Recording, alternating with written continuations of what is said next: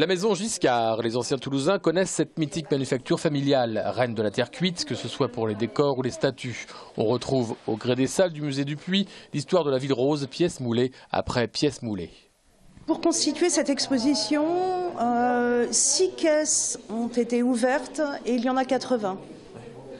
Donc effectivement, c'est un fonds considérable et la ville de Toulouse s'attache à partir de maintenant à faire l'inventaire de ce fonds, faire des constats d'état à l'ouverture des caisses et puis proposer un projet de conservation pour ce fonds. C'est une partie de l'histoire de Toulouse, de l'histoire de la région, de l'histoire de l'architecture de la ville, mais aussi des églises toulousaines.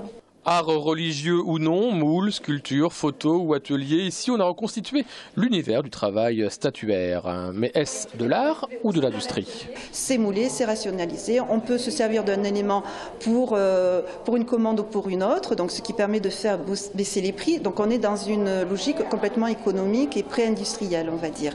Mais en même temps, il ne faut pas oublier qu'à la base, on a quand même des artistes.